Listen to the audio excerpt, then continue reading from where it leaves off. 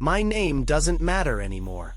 I was a 28-year-old night security guard, tired-looking, lean build, short dark hair, deep-set eyes from lack of sleep.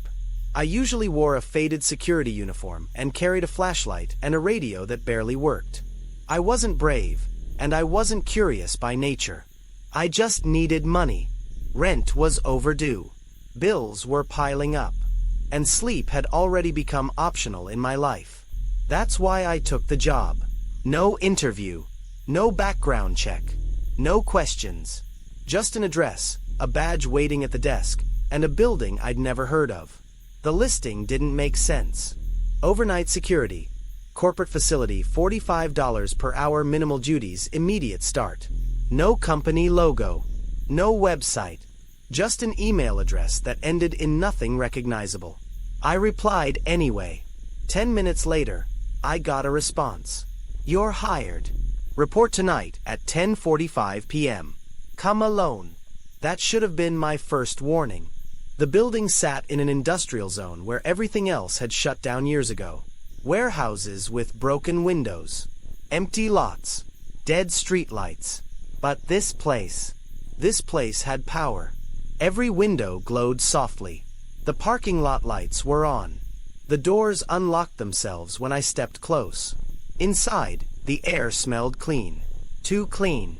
Like nothing had ever lived there. No logo. No company name. No people. Just a security desk, a wall of monitors, and a single sheet of paper placed neatly in the center of the desk. The rules. I didn't even sit down before I read them. Night security guidelines. Never leave the security room between 1:11 a.m. and 1:33 a.m. If a camera shows movement in an empty room, do not zoom in.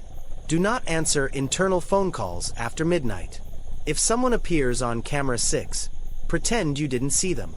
If the elevator arrives on your floor by itself, turn away. If you hear footsteps behind you, do not turn around. At the bottom, compliance ensures safety. I laughed, not because it was funny, because laughing felt better than admitting how wrong it felt. First night, nothing happened. That was the worst part. The cameras showed endless hallways, empty offices, lights on everywhere, but no furniture, no computers, no desks, just rooms that looked like they were waiting for something to be put inside them. At midnight, the internal phone rang. I let it ring. At 12:01, the voicemail light turned on by itself. I didn't check it. Camera 6 showed a hallway identical to all the others, except it always felt heavier. I couldn't explain it. My chest tightened every time I looked at that screen, like the air on that camera weighed more. At 12:47 a.m., something appeared. A person, standing at the far end of the hallway, not moving. I stared at camera 6 for a full minute before I remembered the rule. Pretend you didn't see them. So I looked away. The first mistake. At 1:09 a.m., I stood up to stretch. At 1:11, every monitor flickered at once. Not off. Just wrong. The hallways stretched longer. The corners bent slightly, like the building was breathing. I stayed in the chair. At 1:17 a.m., the elevator dinged. The doors opened behind me. I didn't turn around. Something stepped out. I could hear it breathing. Slow. Wet. Close. I stared at the monitors and counted the seconds until 1:33. When the clock changed, the breathing stopped. The elevator doors closed. The next night, I checked the voicemail. It was my voice. Tired. Calm. Familiar. I know you don't remember recording this, my voice said. But if you're hearing it, you stayed too long. I deleted it.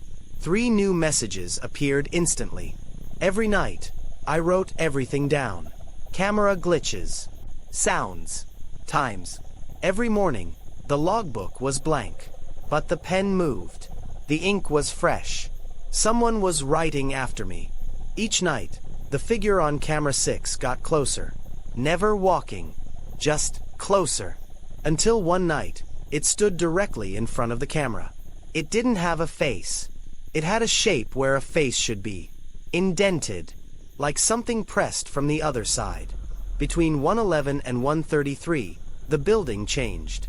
The cameras showed rooms that didn't exist, stairwells that looped, doors opening on their own.